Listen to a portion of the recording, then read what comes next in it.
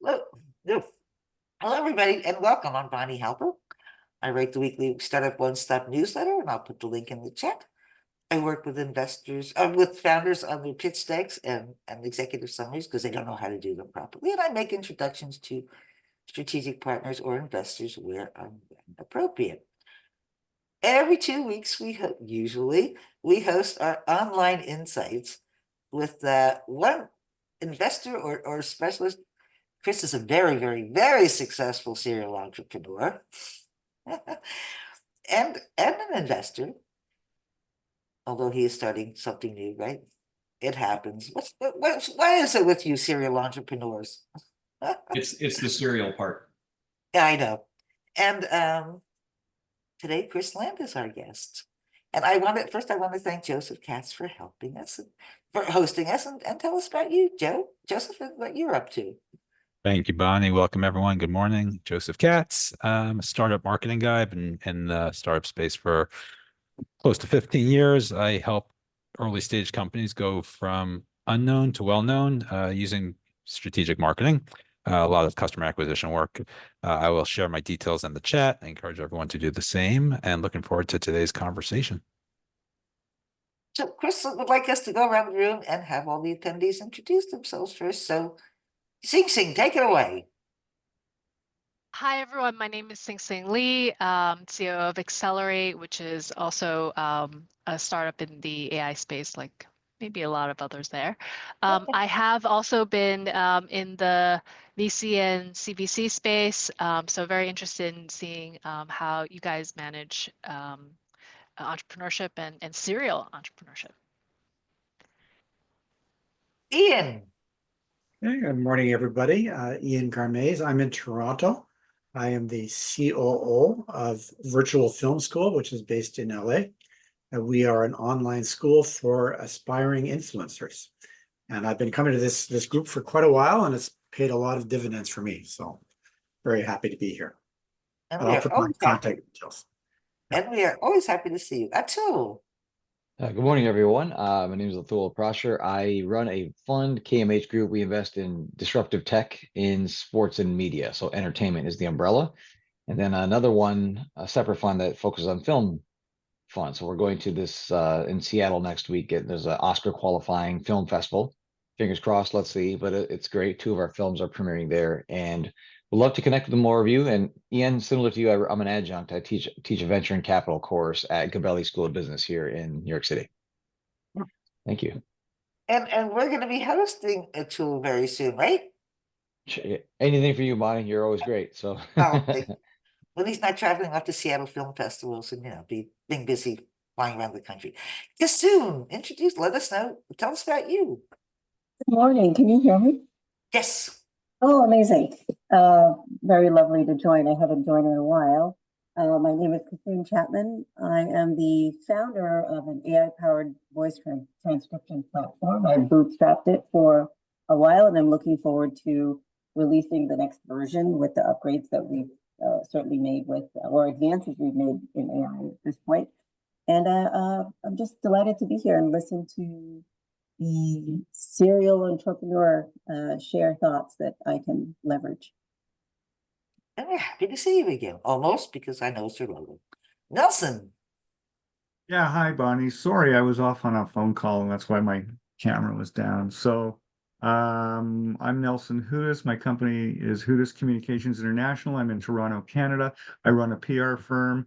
I get public and private companies earned media exposure. What that means is I get them on the radio, I get them into newspapers, magazines, industry publications. I pitch the media to get brand awareness and publicity and media exposure for companies. And I will put my information in the chat. If anybody wants to book a meeting with me, I'd love it. Great.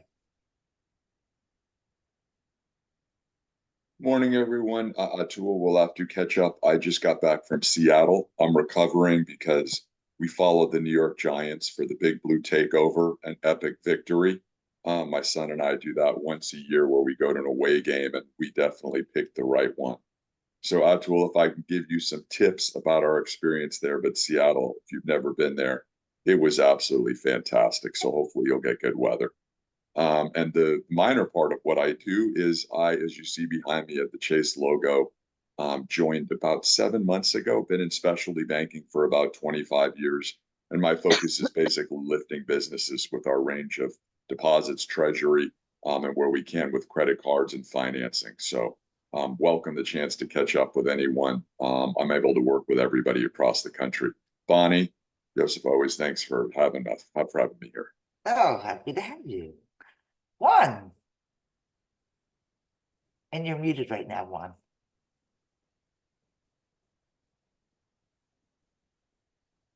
Okay, Lon, you're muted right now, but Lon, introduce yourself. Hello, everybody.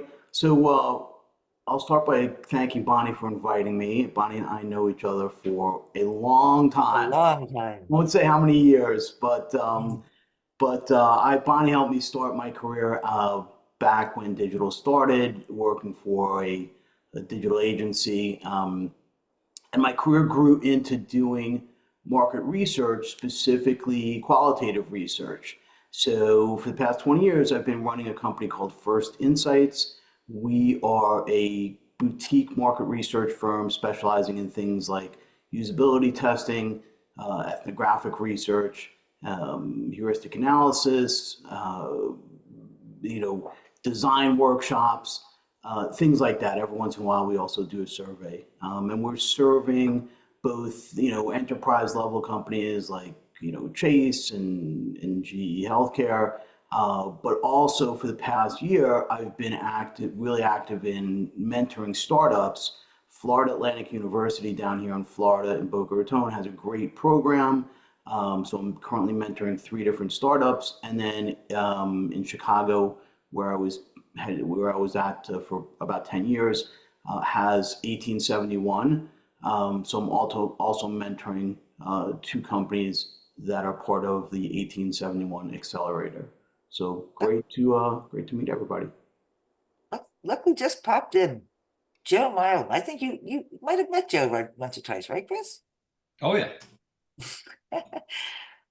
Joe, you want to introduce you? Well, you need no introduction, but tell us about you anyway. Yeah, most people know me here. I'm out in Austin. Background, I ran a multifamily office for 20 years, originally out on Sand Hill Road in Menlo Park, and got exposure to the venture world back when it took off in the 90s. Decided to, as my clients asked me to help them invest more and better in startups, that was largely an impact type motivation. This was old money, was predominantly most of our clients.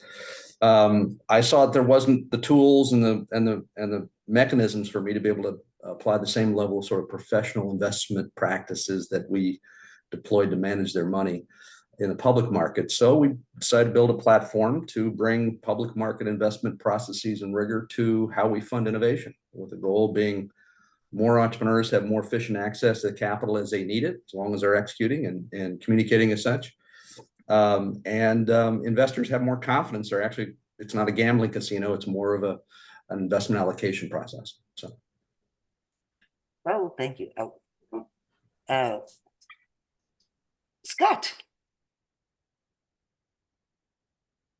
Hello, was on mute because I'm babysitting today my 1-year-old grandson, and he's kind of noisy, so he's in there, so I may have to drop off from time to time. But I'm Scott Purdy, one of the founders of Cine. We have a movie making product which allows you to take input from multiple sources, from multiple locations, in a very quick time produce a final, very professional looking film, video, or movie.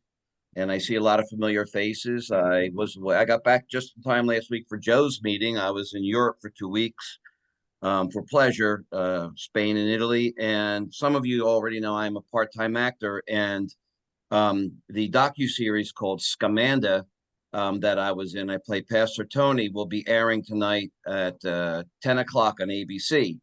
So Okay. I don't know, how it's a fall thing. I don't know how many weeks it's going. I don't know how many times I'll be in it, but I will be in it. So I'm hoping that I'm in it tonight. I'm kind of excited to see myself on national TV. But anyway, I'll be in background because they interview people on those docuseries, but still, it was a lot of fun. Great to see everybody today, and thank you for inviting me. Oh, put it in the chat. Should we get in line for your autograph before you start charging outrageous fees? Yeah, I get that, and then with the autograph, I can give you $7 so you can get a coffee at Starbucks. With you can show them, yeah, yeah. I hope. Hey, if I do someday, and I will, I'll get up there, accept an award, and I'll do something like do this, and that will be for everybody that knew me when I was nobody. I've been a nobody for 60 plus years, so it'd be good to be somebody at some point in time. Ah, it's fun. Roy. Hello, everyone. My name is Roy Weissman. I've been in the media tech industries for my career. Most recently, I've been mentoring tons of startups, helping them with figuring out how to make money, revenue generation, sales, business development, all those kinds of things. I also teach at St. John's University. I teach management courses, entrepreneurship, and I'm kind of spearheading kind of the growth of entrepreneurship. I run the business plan competition at St. John's, and then I also started the entrepreneurship club, Entrepreneurship Alliance, trying to find students that are serious about starting or growing their businesses. A lot of students already have businesses, so out to learn, keep up to date with what's going on in the investment market and all kinds of things, hoping to be able to connect some good student to some investors and resources. Thank you. Alex, I saw you sneak in. Hi, been having some technical issues, but I'm Alex Luca. The background is investment banking and private equity, with a focus on specialty lending, primarily working capital finance, everything to do with factoring, asset-based lending, post-export finance, etc. And this year I am doing my first startup. It's a fintech SaaS type model, B2B, the provision effectively of enterprise software for those companies, factoring, asset-based companies, asset-based lenders, etc.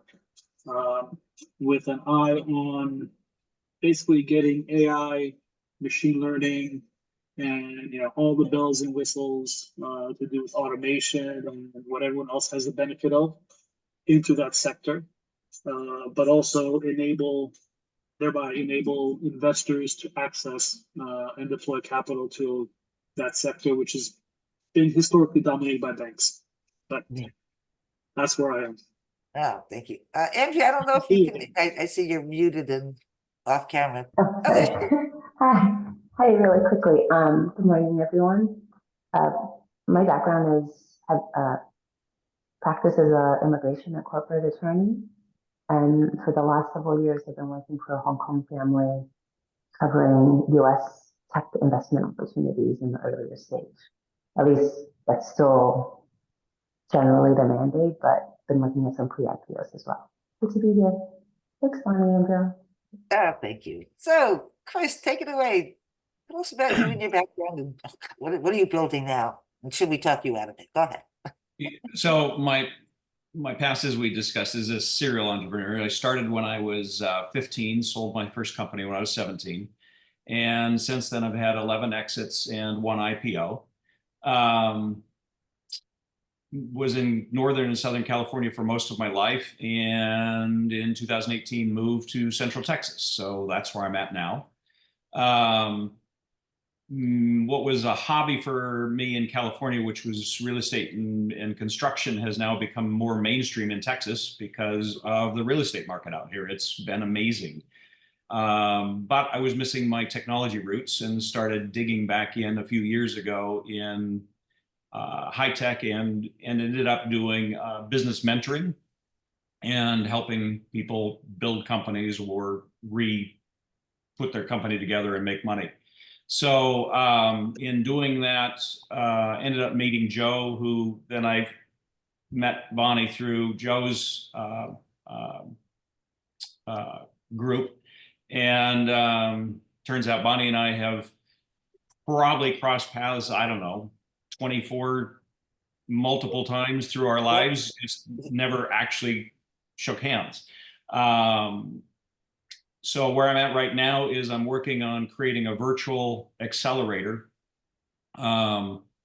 using, so I have a marketing company that does marketing for different businesses. And then in learning how to do ads and marketing through all the new technology, and then a fairly strong background in the AI side of things, started looking at putting together a virtual accelerator and basically 3 columns. So you have your partners, you have your mentors, and then of course you have your clients.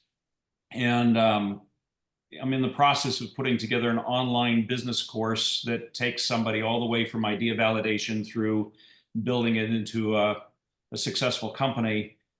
Many people have done those types of things. There's lots of classwork that's available like that. The difference in what I'm putting together, at least I hope is a very beneficial benefit or difference, is the classes are AI centralized, or the AI is the central part of how to go through the process. So I have advanced prompting that they use to go through each of the steps. So they use ChatGPT to help them through the process and the learning and build all the different pieces that they need to build as they go through the classwork. So that's what I'm kind of doing at this point.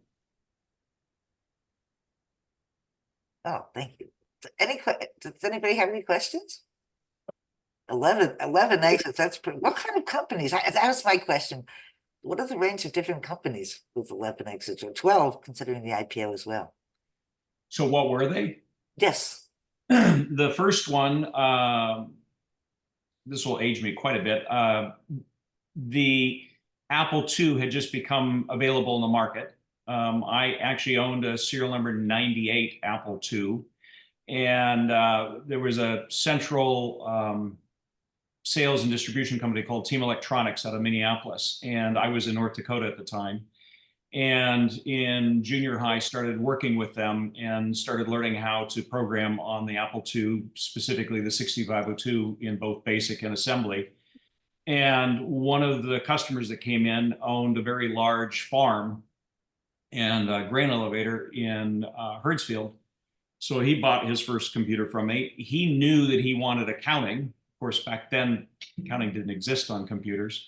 And so he was the brains behind what the accounting system needed to do, because I knew nothing about accounting, but I knew how to program. So we formed that company, built an accounting system specifically for farming and grain elevators, but it was fairly general purposed.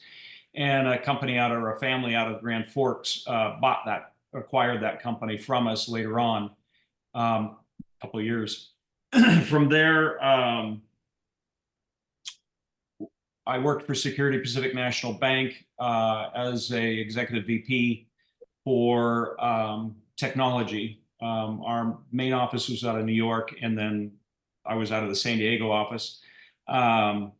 They were doing cutting edge investment stuff. So this was back when Quotron was available, and we were using sticks and stones to put stuff together. And so my job was to help push the technology into the investment space for what was known as the Pacific Century Group, which they had $4 billion under investment. And then for those of you that follow that space, the Nicholson Applegate Fund was produced out of that. Art Nicholson was a employee of Security Pacific and then grew out of that. So we built a number of different investment systems. One was called the Wall Street Oracle and some other things.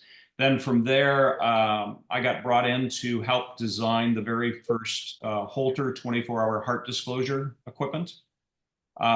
This is equipment that is used even today. Of course, the technology is significantly different. We were using acoustic modems back then.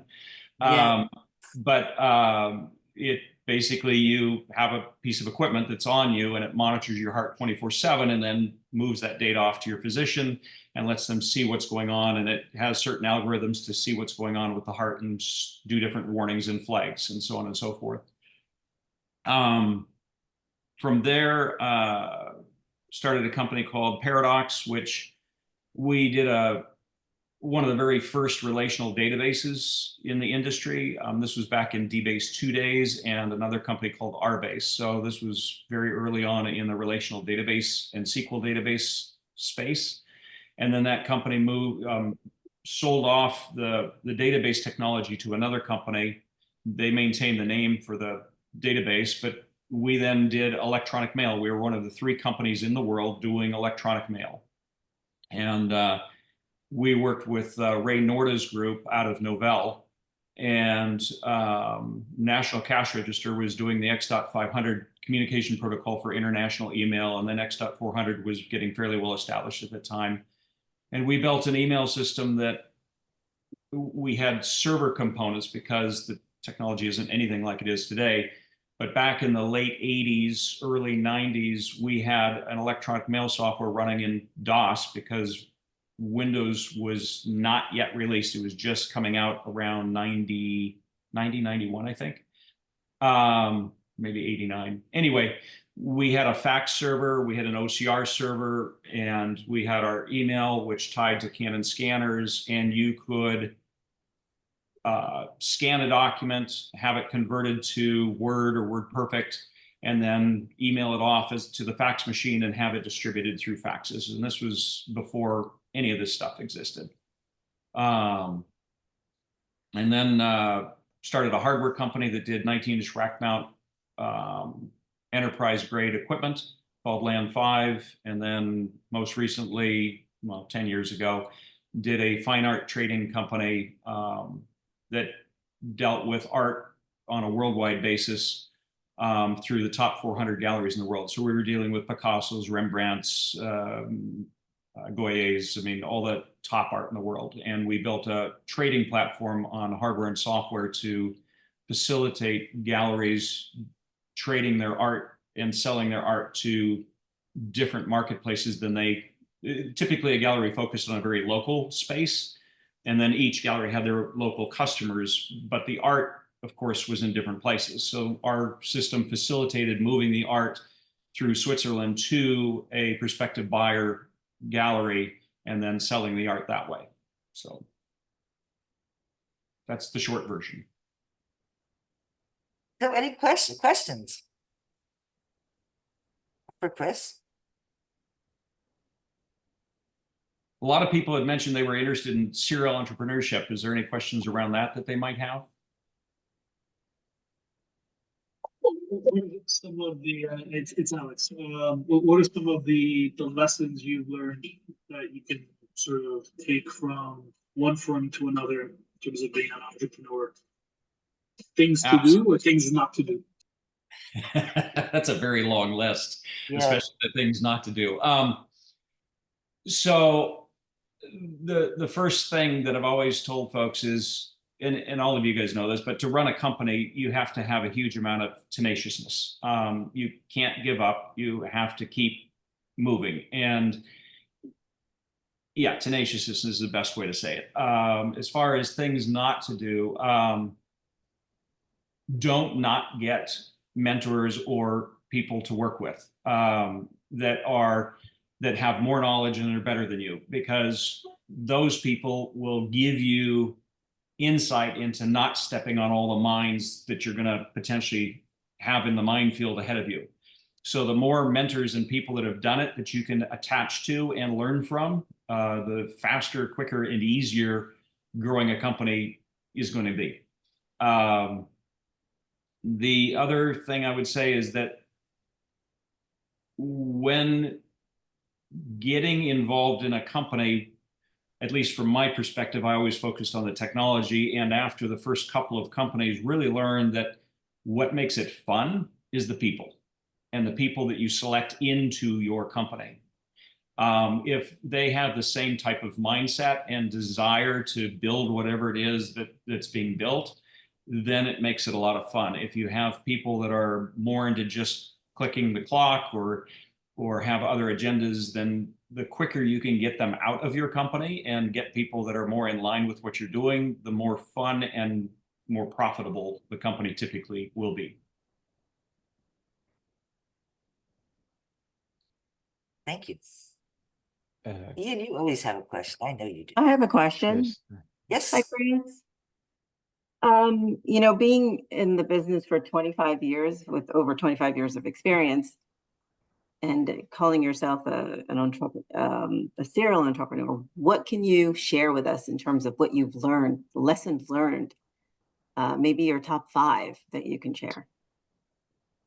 Well, going back to what I said a moment, just to reiterate, the hiring process, bringing people into your company is key, and how you go about doing that. So probably one of the most interesting stories is when I had a company called Land 5, which was the storage company. We were hiring software engineers, and we had, I don't know, probably 800 people respond to the initial ads. And what we developed was a system of kind of working through. So we would ask a set of 5 questions. Those questions would be a filter. Then we would eventually end up with maybe 100 out of the 800. And then we would maybe have another set of questions to filter that down further. Then we would get on phone calls and filter further based on whether or not they were telling the truth or not, which was an interesting thing. And then finally get down to where we had a few people that we would interview. Well, we had this one gentleman that interviewed fantastically. Everybody loved him. All my senior staff loved him, thought he was great. And the final step for hiring a software engineer is we had a software test. And if they knew what they were doing and actually told the truth of what their expertise was, it would take about 45 minutes and 45 minutes. So 2 45-minute pieces if they were good at what they were saying they were doing. So this gentleman, I had my office in the corner, but I could oversee where the testing was. He sat down and within about 3 minutes got up and ran out the door. It's like, that was interesting. So then he called me the next day and he said, well, I got freaked out and I was really scared and blah, blah. I said, okay, that's fine. So come back in. It's online. The internet's available. You can use that as a resource. It's completely open. Just take a breath. Here's a cup of coffee, calm down, whatever it is. But, think of it more as you're just doing a programming job. So he said, good, good, good. And I went and sat down and he got up and bolted. Okay.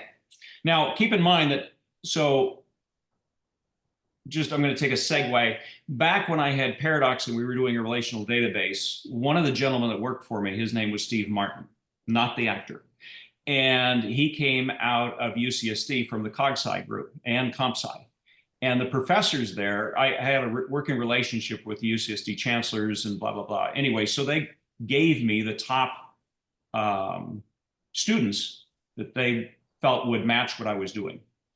So Stephen came to me and he was shaking like a leaf in the interview. I mean, he was just trembling. And then I made the horrible mistake of saying, why don't we go eat lunch? And so when we were eating lunch, he was spilling food all over himself. He was terrified. So, but there was enough there that I said, look, why don't we have you come in and work? And he ended up being my top scientist for the relational database stuff. He was absolutely phenomenal.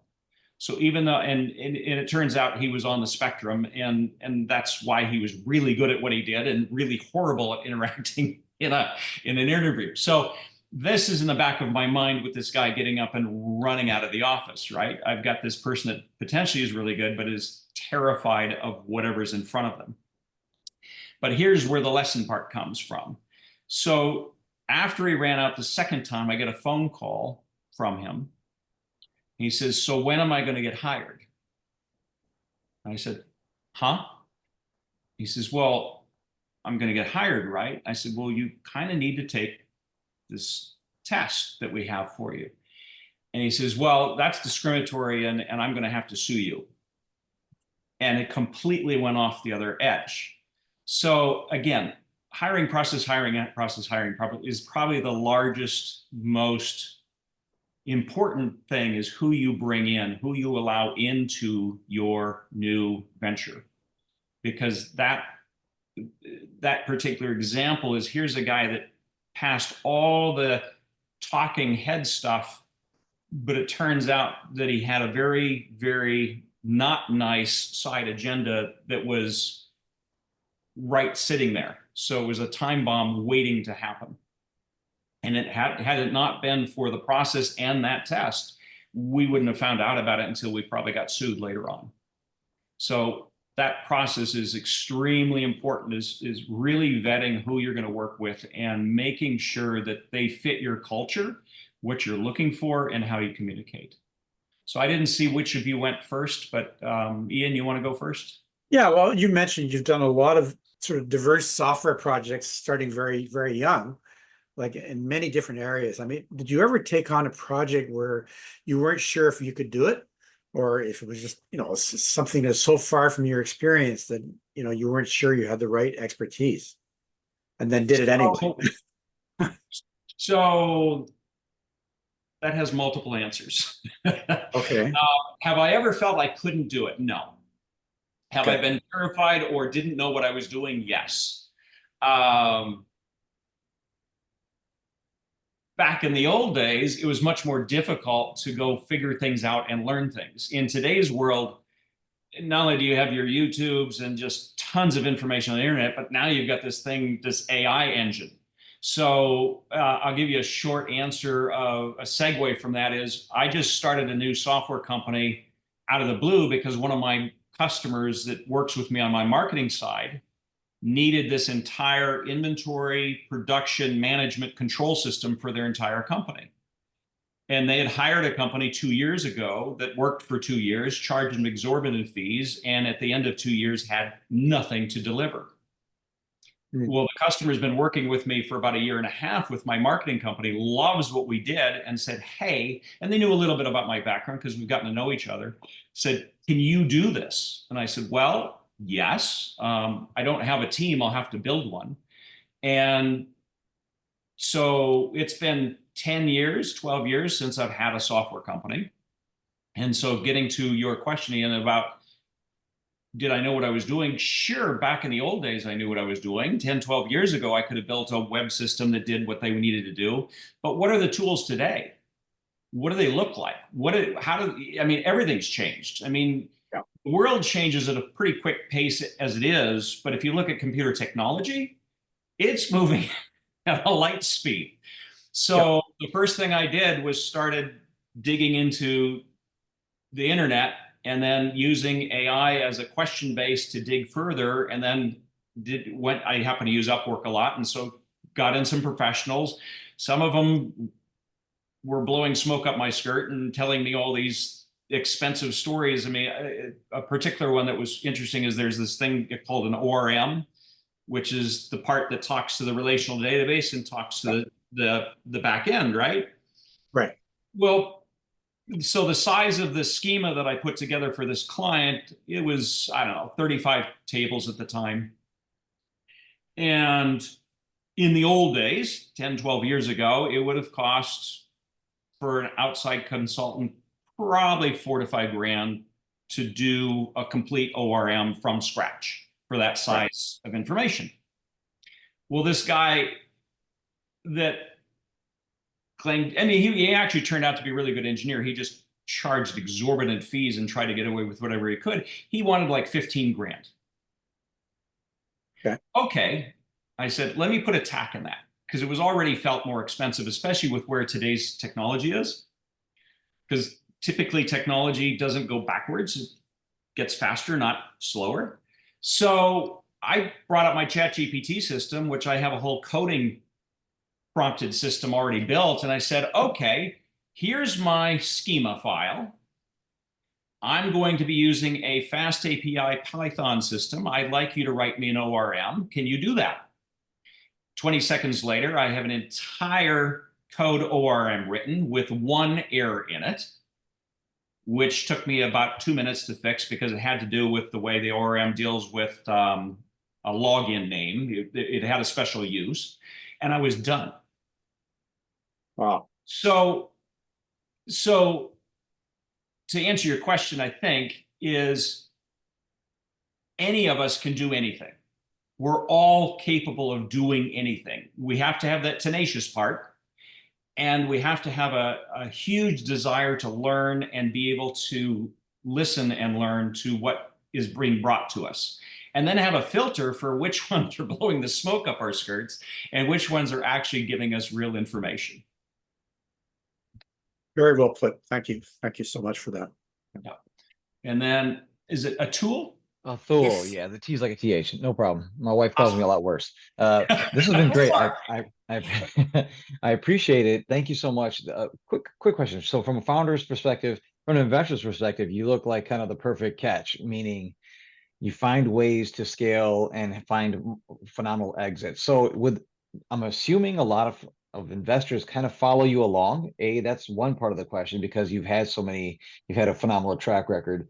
B, is there an internal metric that you utilize? Like, hey, I'm not going to capture 1,000% of what I could. I have an internal metric because then you jump to the next idea.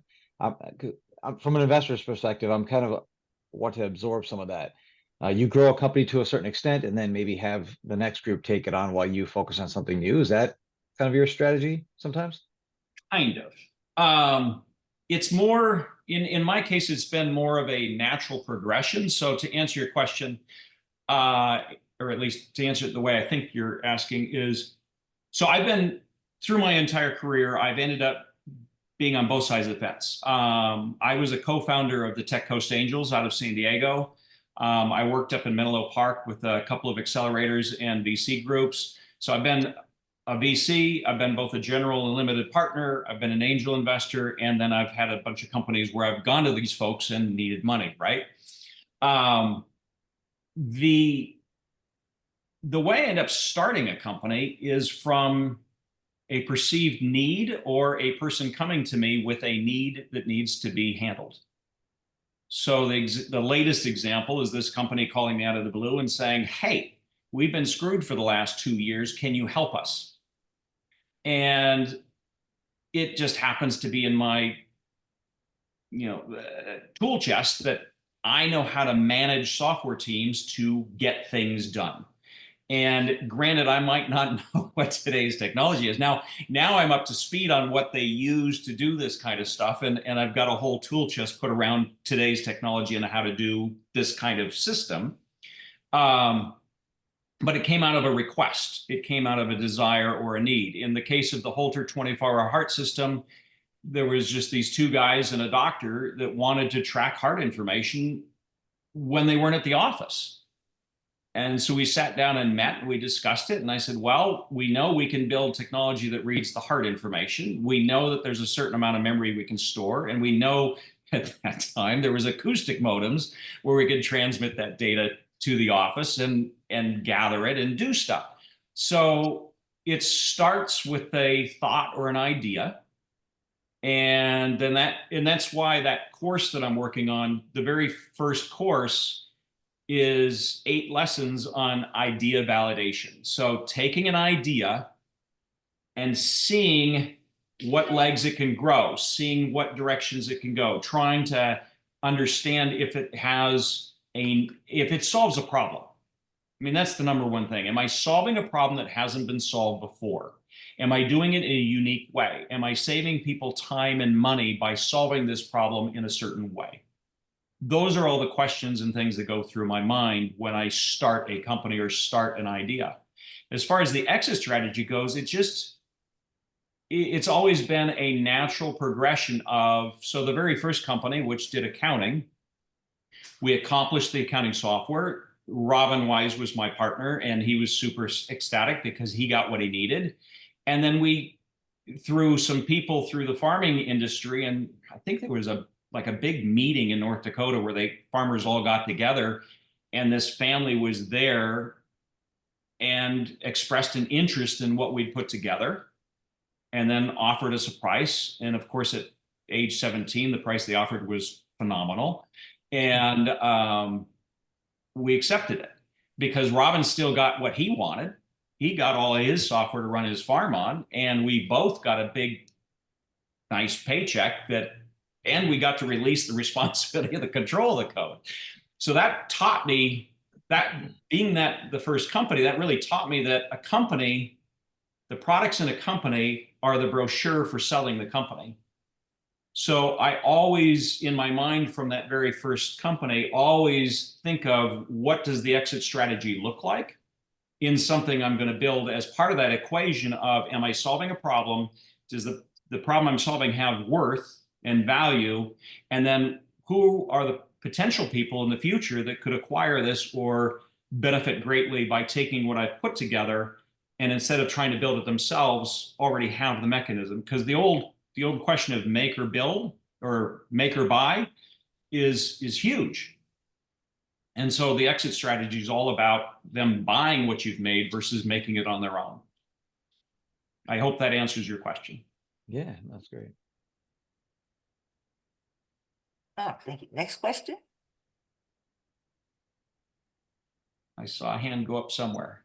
Yeah, I did too. Jason. Hi. Hi again. Kasoon, yes. Soon. Okay. Sorry. Kris, in your attempt to solve a problem in any one of your ventures, have you had to pivot, so you had to change the strategy of your company? Absolutely. Okay. Absolutely. So the best story that I'll give as a side channel to that, and then give you some examples, is Elon Musk when he was doing PayPal. And when he started PayPal, he had this envision for this kind of online banking system. And one of his friends came up with this idea of making payments through electronic mail. At the time, he thought that was BS and not going to go anywhere. But he said, you know what? I'm going to do it anyway. And so he added that to his system, and it became kind of the leading feature of PayPal for a number of years. And so he will tell you that you can invent anything, but you have to pay attention to what the clients are saying and what the problem you're solving. You have any one of us has our own mindset of the problem we're solving. However, then the world interacts with it. And what the world gives you has, some of it is BS and it has no value, but there are going to be key golden components or opportunities in what is fed back from what you're producing. So what you give out, there's going to be feedback. And looking for and finding those key golden nuggets is what makes the difference between, let's say, a K Pro and a Compact, or an Apple II and a Pet Commodore, or I mean, there's many analogies, an HP printer versus a Kyocera. I mean, understanding what the market wants and where the golden nuggets are, and then making the pivots that fit that, whether it be technology-wise or communication-wise or the way you approach the sales. There are many different areas to make pivots that I would argue you do monthly in a company. You always want to be paying attention to the feedback coming in from the market, and then deciding whether or not this is something I need to make a pivot on. And then if you do, make it in a big way. Amazing. Thank you. You know, considering that Twitter started as a solution for EMS workers and then turned into Twitter, it's amazing. It was a pivot. Exactly right. Exactly right. Yes, Ian. Yeah, I mean, you seem to me to be a tech first guy. I mean, I don't know if that's accurate, but what is your feeling about marketing in general? So that's a really interesting statement. In my third company, I decided that there are two types of CEOs or presidents of all companies in the world. There's tech presidents and there's sales and marketing presidents. And those two, even though they may be able to handle things from the other pocket, they really choose to spend more time or have their interest in one or the other. And you're 100% spot on. My thing that I love is technology. But without sales and marketing, I have a bunch of really cool widgets in the closet, right? It doesn't help. So your question is, what are my thoughts? Sales and marketing is how to get an idea into the world's hands. It's the only way to do it. I can build the best widget on the planet. Well, here's an, I love analogies. So one of the things in my business class with the idea validation is I use a very particular idea that a Norwegian, my background's Norwegian, I am second generation from Norway. This gentleman in Norway came up with this really cool idea of putting wheels on an ice skate. And he had this idea, and he didn't really have any idea how to do any sales and marketing with it. He just had this really cool idea. And so he sat on it for, I think it was 8 years, 9 years. And then somebody in California came up with this thing called a rollerblade. And of course, it took over the market. So the difference is the guy in California was a sales and marketing CEO, and the guy in Norway, not really a CEO, but his idea came from a technology perspective. He was solving something that was natural for him because they have ice skates in Norway, go figure. And then in the short period of summer that they have, he put wheels on them, right? So great idea, but no idea how to get it to the market. No idea how to get it into people's hands. Whereas in California, they coined the phrase rollerblade, they created a market, and of course, the rest is history. So both are important. Both serve very, very specific goals, and they achieve certain things, but you have to have both. Right. And then I would say the third leg of that stool is some luck. Right. But in your projects, like, so you're the tech CEO, but like, how do you address the need for marketing efforts to make them succeed? Hire damn good partners. Okay. Got it.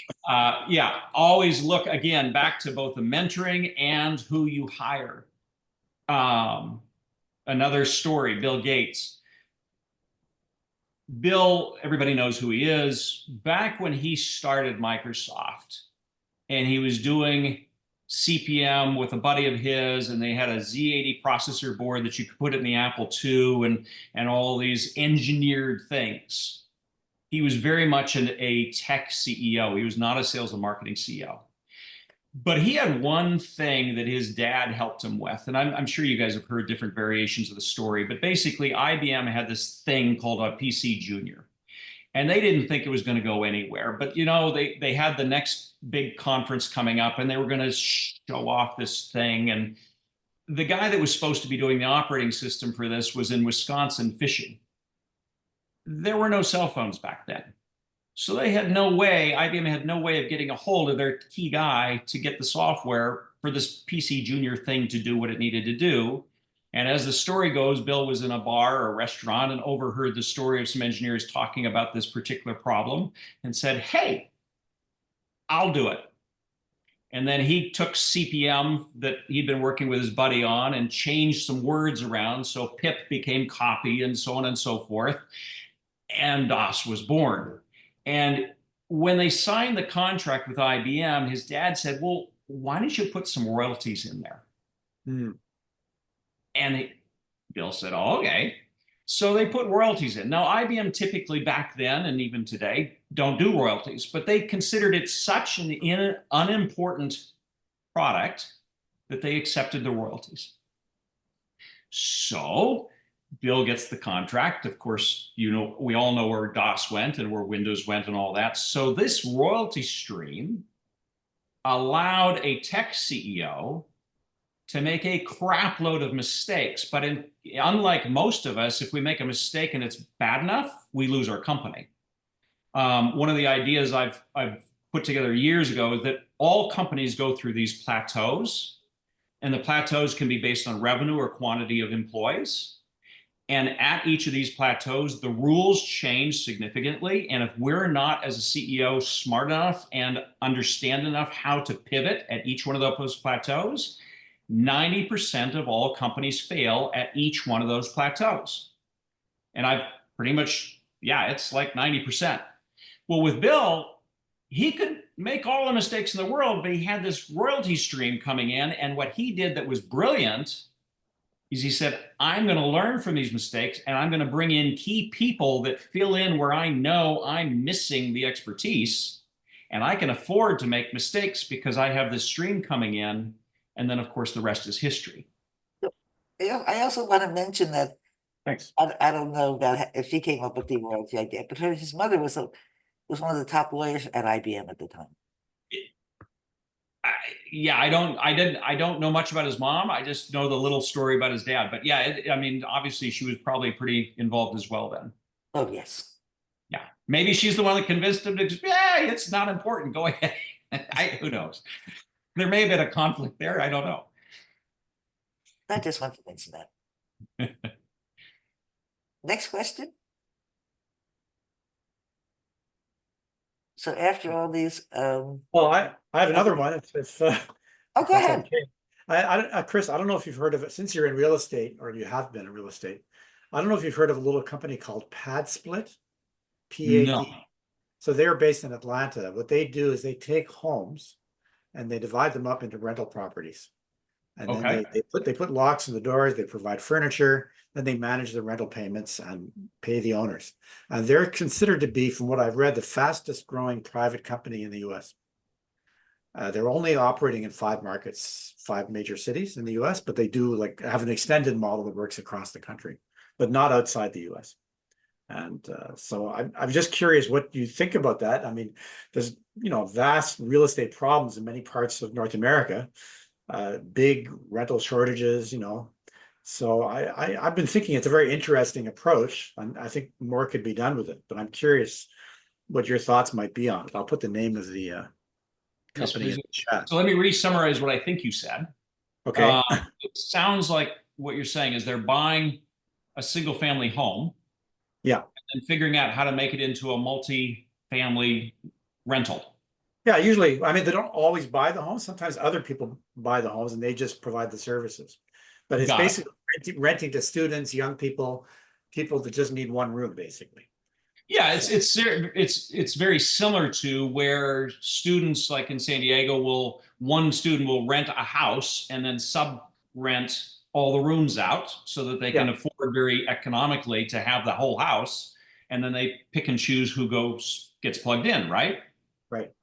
So my initial feeling is, yeah, very smart, because what's going on right now, it's extremely difficult for people, especially new home buyers, to buy houses. The banking process to buy a new house and get financed for a new house, especially your first time buyers, is not friendly. Prices of properties have gone up in a very large jump over the last couple of years. We've seen a huge amount of inflation across the board. So rental properties, especially low-cost rental properties for students or people that don't have a large family, that makes huge sense for. I think that's it's like Airbnb, but for long-term rental versus hotel. Right. Yeah. Yeah. So, I mean, I think that it potentially could grow feet. Now, the real question is, how do they, I'd have to look at the risk analysis, find out, where the possible risks are, and of course the rewards, and then how that balances out, and then how it can be expanded quickly, because those are all things that Y Combinator helped Airbnb become Airbnb. Got it. Yeah, Y Combinator was the accelerator that took on Airbnb and made Airbnb. So the same kind of question is, who are the mentors, who are the helpers, who are the people guiding through all those plateaus, that company and that company's organization. That's going to be ultimately the key of in my opinion, their success, is how quickly they understand those plateaus and they get the mentors and tools in place to face each one of those. Right. Yeah, that's really helpful. Thanks again. Maybe I've sent you a connection request. I would love to discuss it. Absolutely. Yeah, and I don't know if anybody saw at the beginning, I put my LinkedIn, and I use that a lot for professional communications, just because it's really easy to do now. But yes. Yeah, great. Thank you. It's funny. I was just reading this story about this Gen. What are they calling them now? Gen Alpha. I always call them Alpha Gen. Who wanted to buy a house and blah blah blah, couldn't afford it. So she started renting Airbnbs and then renting them out. And she's making a fortune. So don't tell me these alpha Jenners are I not don't know all. how you'd make money doing that because they're basically hotel rates at the Airbnb layer and then renting them out again. I mean, rentals are hugely important right now because it's so difficult for people to get a place to live. So I guess that makes sense. Yeah, I think she's like renting a house and renting out the rooms individually. Yeah, I that think I it's get. I think it's a carry trade, basically. It's the Yeah, equivalent. yeah, exactly. And it could go south very quickly, obviously. Yeah. I just want to mention that. Yeah, it's neat. Next question, Joe. I know you always have something to add, so go ahead. You're muted right now. Who, me? Yes, you. Oh, I know Kris too well. That's what makes it interesting. Well, I don't have much to add. I just love to listen to him. When we met, we haven't known each other that long, but when we met, and hearing the authenticity of his experience and the fact that he doesn't drink nor serve the Silicon Valley Kool-Aid, as it's oftentimes served, and what he's planning to do in the world of accelerators. We're gonna get involved, and to the degree he lets us, and it's a major unmet need. You know, the world of accelerators. I mean, Techstars is basically scrambling. Y Combinator's data is coming out that they haven't had a decent group of returns off of their cohorts in over a decade. Yeah, 15 years. Yeah, a lot of their success was situational timing and location and right place, and having an Airbnb come through and a couple other big winners that was more random than skill, right? More luck than skill. He's going to bring a scientific approach to the acceleration process and make it scalable in the process. And I think that's a huge opportunity and a huge need. You've heard of Bonnie, one of our friends, Glenn Argenbright, who's like Kris, a serial entrepreneur, 14 startups, 9 exits. What a batting average. And lawyer by background, but very similar, a little bit younger, but very similar to Kris. Wasn't a savant at 15. He tried to do the same thing. Although he didn't do it virtually, he did a brick and mortar, but he wanted to improve upon the venture model or the accelerator model, and has done a mea culpa on it. You know, he didn't get it right, but directionally his philosophy is the same as Kris's. I mean, we got to get those two together, because I think that Kris, he was the founder of Quake. Okay. Yes. I think there's 6 or 7 chapters around the country. There is one in Austin here. I met with them when they first launched after I read about their efforts at wanting to improve upon the venture model or the accelerator model. And like I said, he's equally brilliant and let's just say equally sound in his assimilation of all of his lessons learned across the 14 companies. And his he wanted to be here observations of the today. industry. What's that? He wanted to be here today as well when the meeting came up, unfortunately. Because Yeah, he's sure that he crossed paths with you, Kris, in Silicon Valley. I'm sure. Yeah. Yeah, he's a stud. We got to get him involved in what you're doing, Kris. That'd be awesome. Yeah, it's going to be a lot of fun, I think. So, next question. I was going to ask what the IPO process was like after all those quote unquote easy exits. Say that again. Yeah, after all those exits, you went through the IPO process, which is definitely a different process. Oh, you mean what's the difference between a M&A and an IPO? Yeah. Attorneys. Yeah, hold Attorneys and bankers. Right, I was fortunate. So the company that went through the IPO process was with a gentleman named Nolan Bushnell, who of course you know. I know Nolan. That's right, we had this conversation.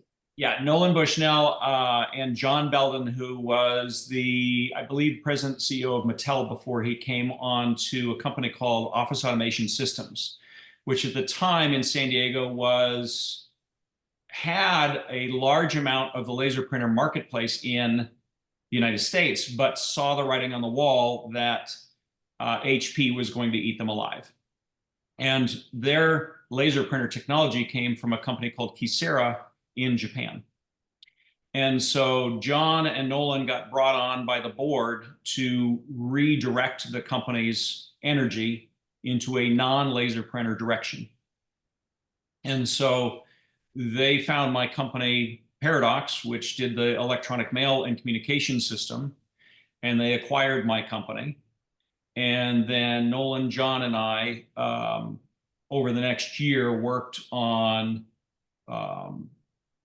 getting the balance sheet, getting the accounting, everything very IPO friendly, and getting the products and everything in play. And then we did a thing called the Demo 93, which was the year we did our presentation on the technology. And Nolan and I were on the stage. We were the keynote for the Demo 93 and introduced the technology, and then worked with the bankers and the attorneys, and went through the quiet period and did it's a much more formalized process for those that haven't gone through the IPO process. There's a fair number of rules on what you can do and say during the quiet period, which is a period where it's getting ready to be introduced to the market. And there's a lot of attorneys. I remember there was one particular conference call where I had to laugh.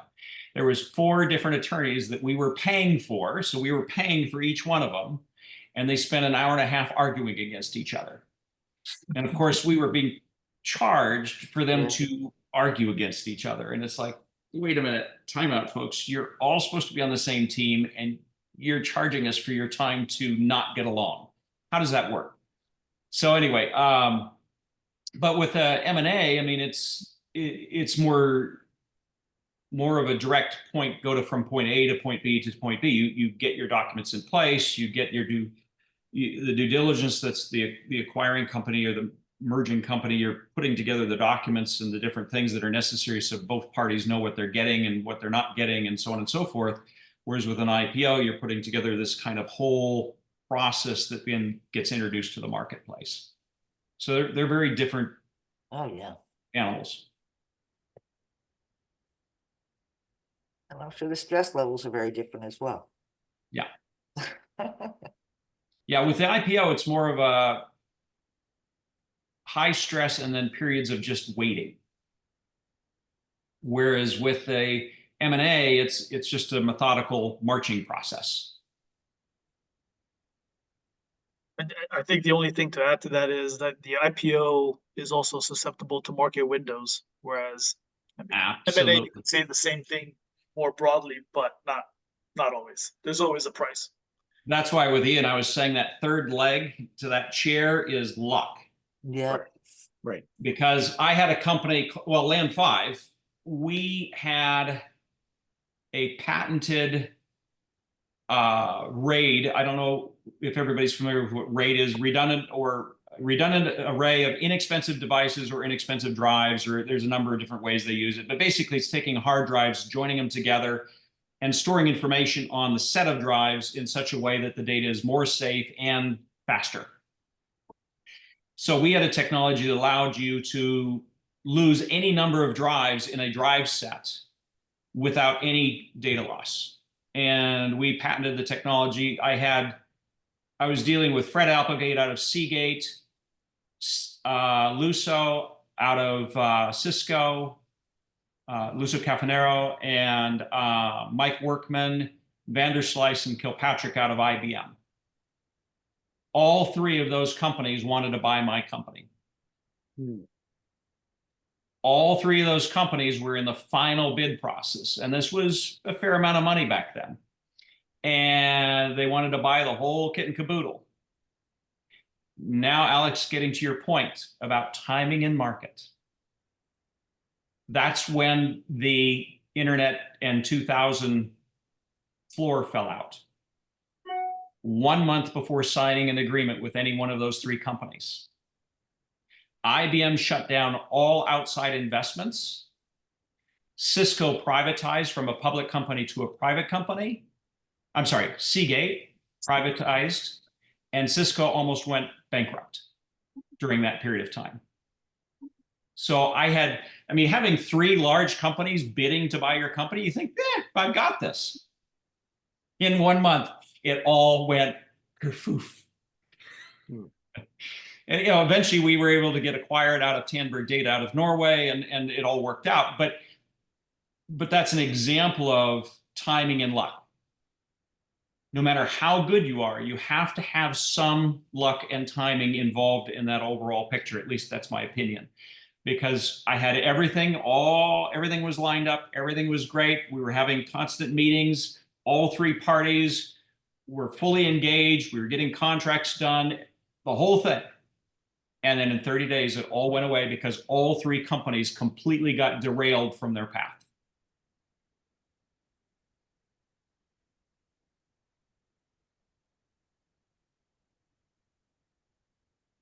Definitely sounds like luck, Bad luck in that case. or rather timing. Timing Yeah. is another word for luck. The research has been is very clear on timing is the number one issue, determining factor of entrepreneurial success or failure is simply timing. It is number one by an order of magnitude over numbers 2 and 3 and 4. They fall off dramatically. And by the way, funding is fourth. Timing is number one. And from an investor standpoint, that's why you've seen the venture industry migrate to what's called a scout and opportunity fund strategy.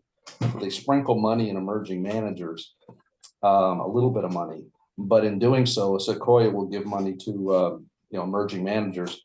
But in the part of the terms is they secure the follow-on rights for the better deals that actually matriculate, because emerging managers don't have the dry powder to double down on their winners, which is what you should do. Invest over multiple time periods to manage timing risk.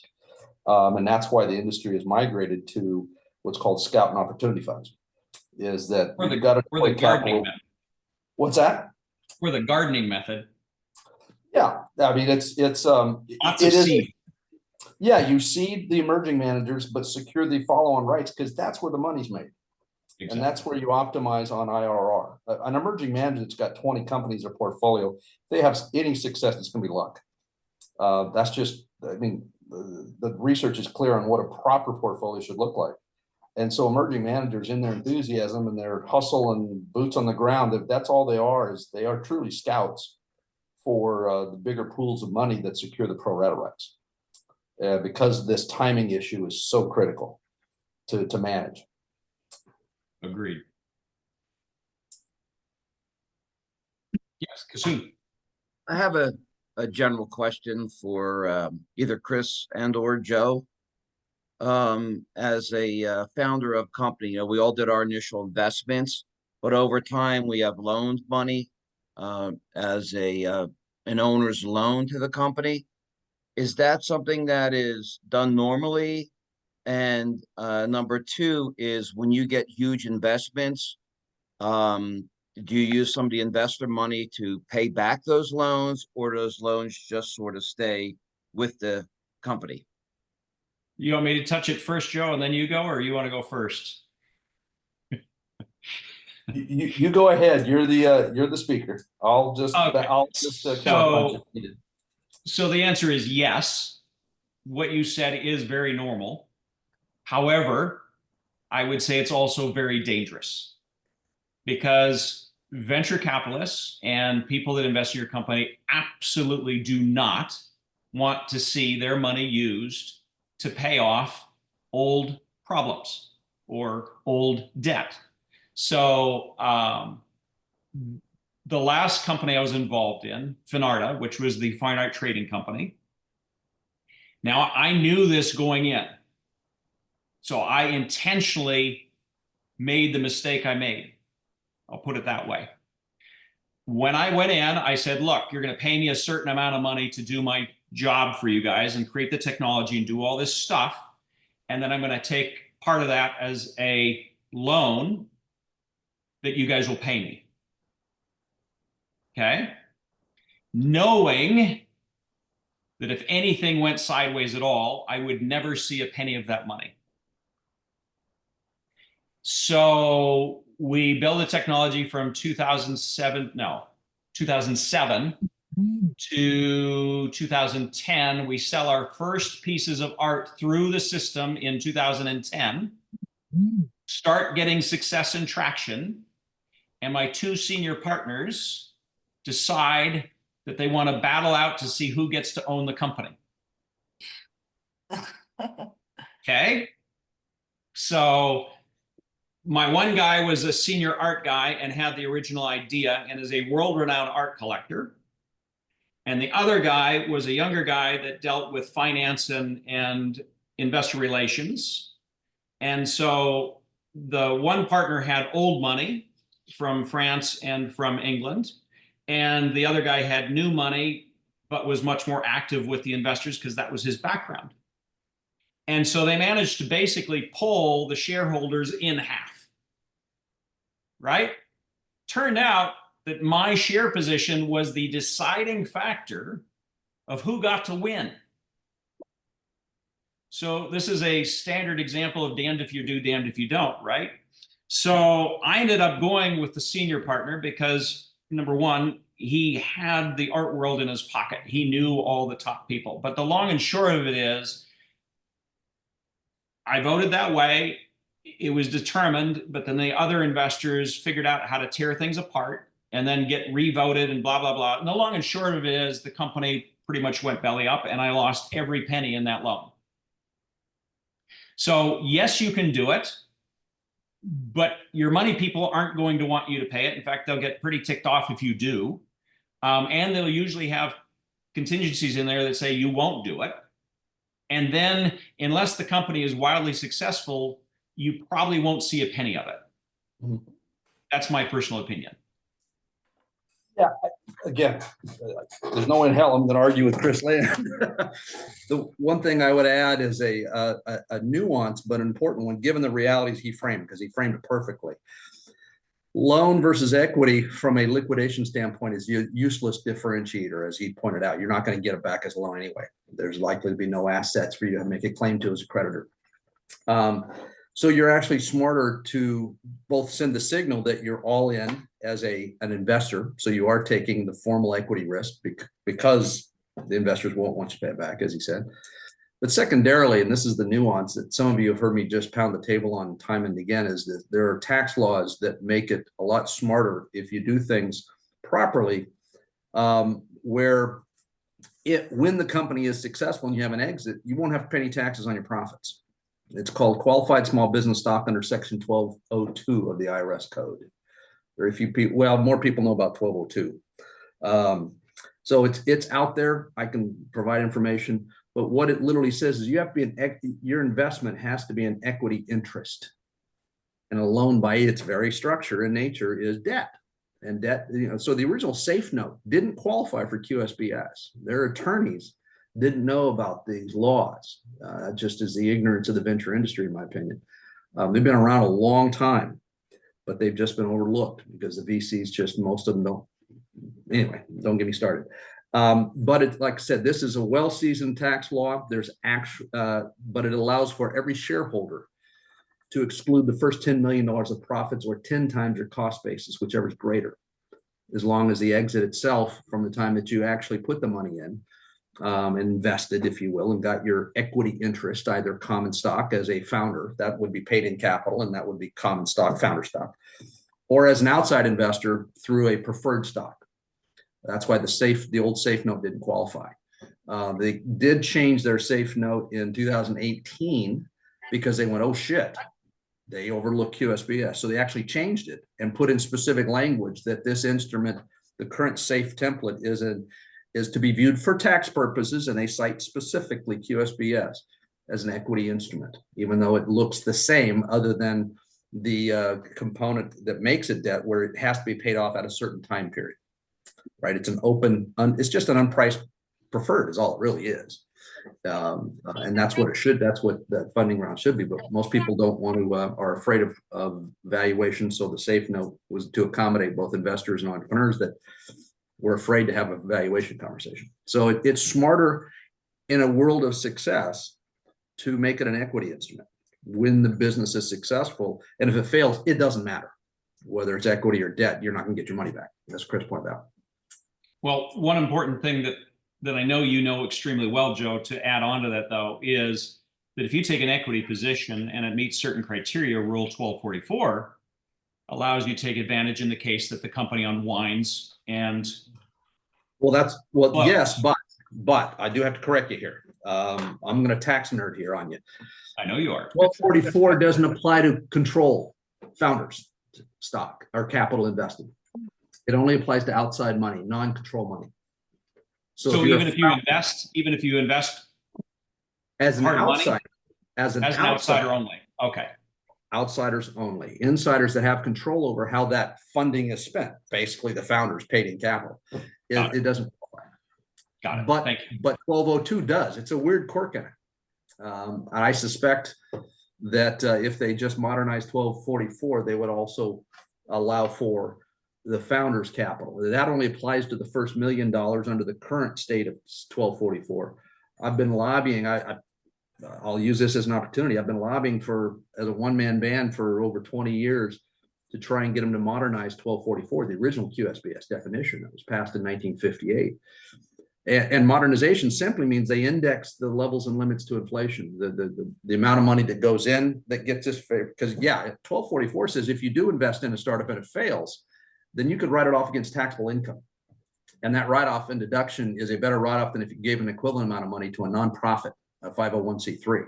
So literally for impact investors, it's a heads I win, tails I win by investing in startups and getting the 1244 deductibility, because it's a smarter financial transaction to invest in a startup that fails if your term sheet qualifies and your investment qualifies.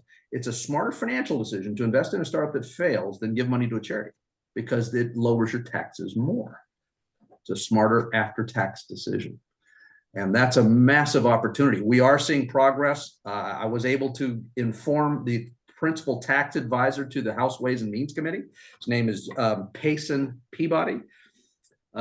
He's long known about 1202. They've actually passed some legislation through the House under House Resolution HR 3937 to actually liberalize 1202.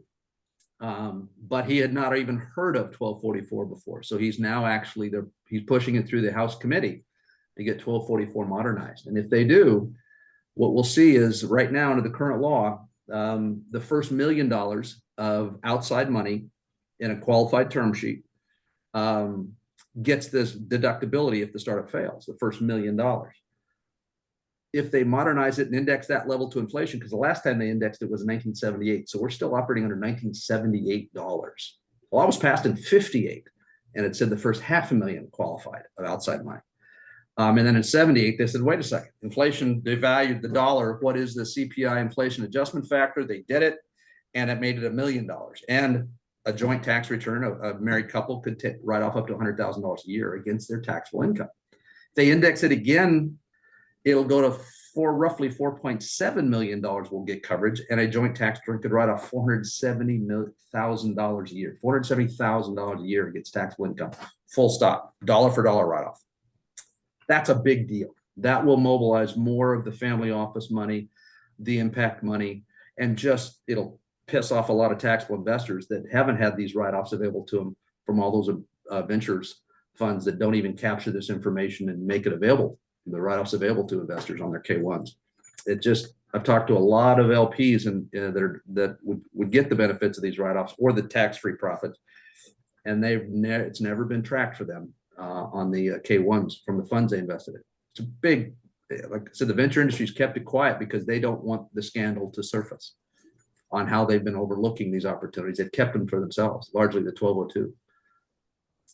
Anyway, sorry, I got up on my tax pedestal there, but no, but that really answered my question a lot. I mean, we suspected and have gone along with that. We were not going to get that money back, and hopefully the company will be successful, and then someone will have an exit in which we would get money back based on our stocks.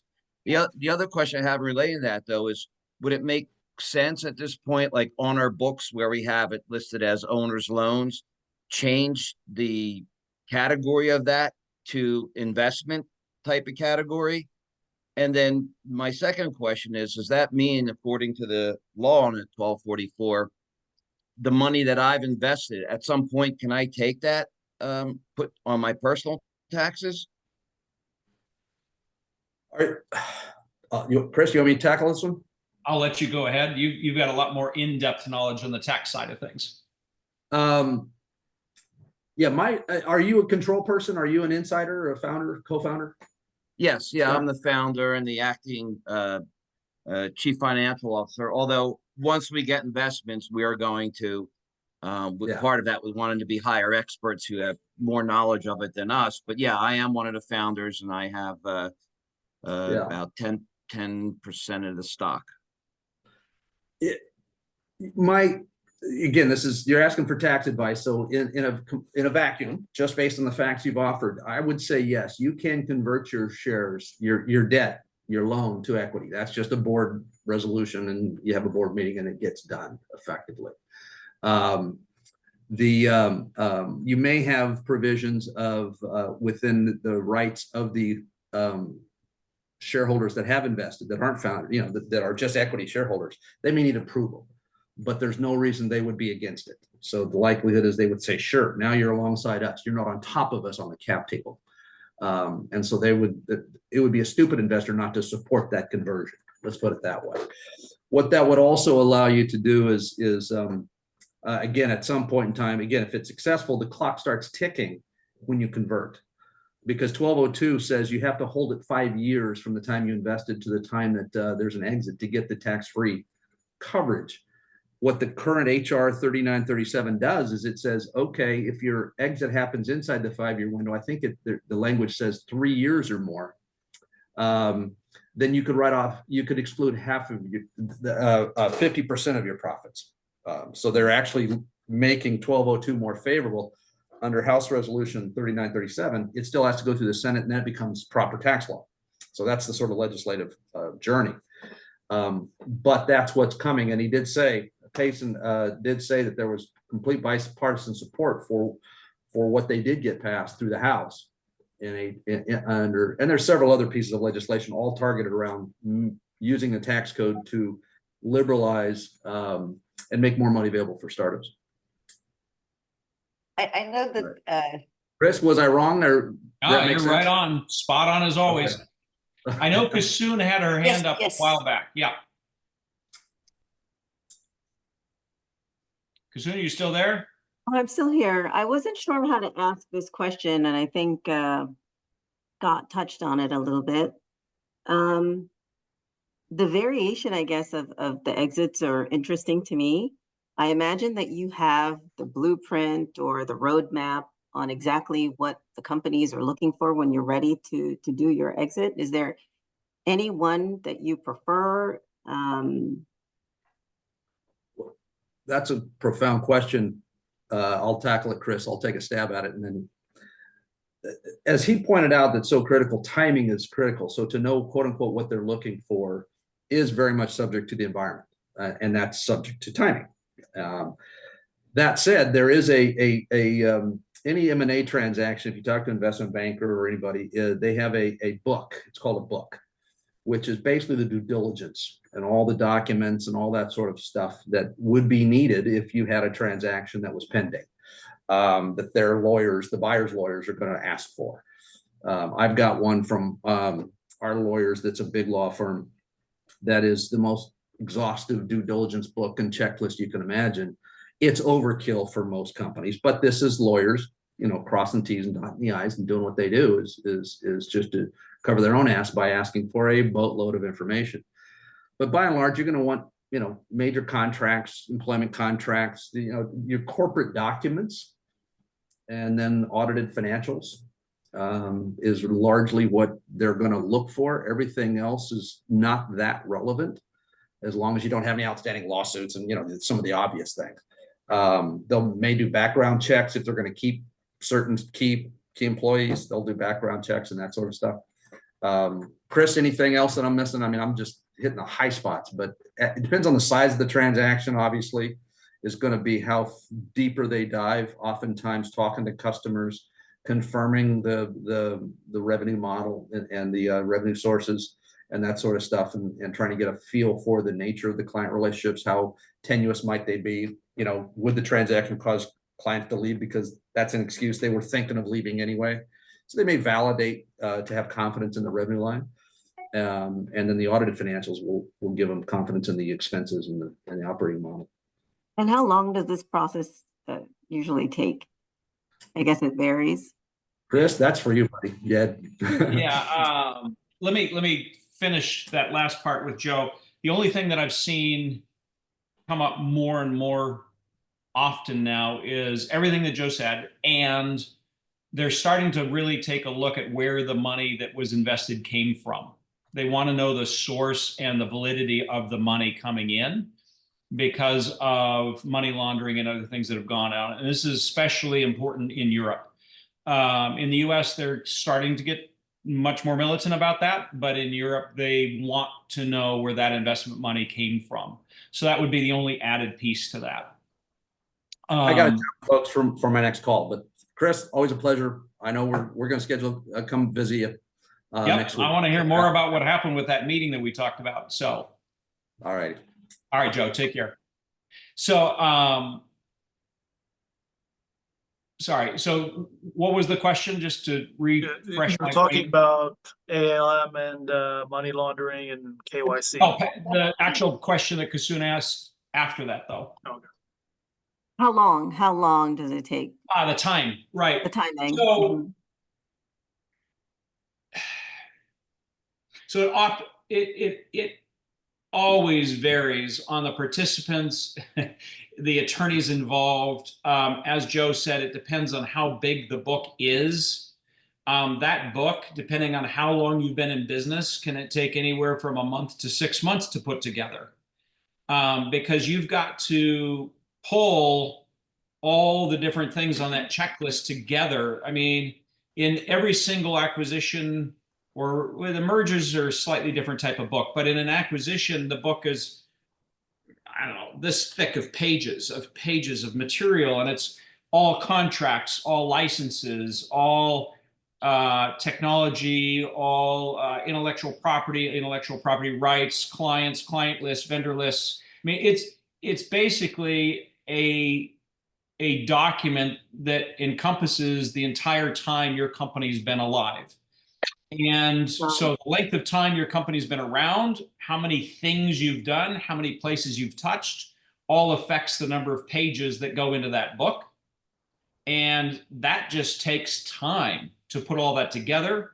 Then they review it. Then they say, well, yeah, we like this, but what about this? They'll dig a little deeper. So I wouldn't count on it being any shorter than 3 months, and probably closer to 6 months.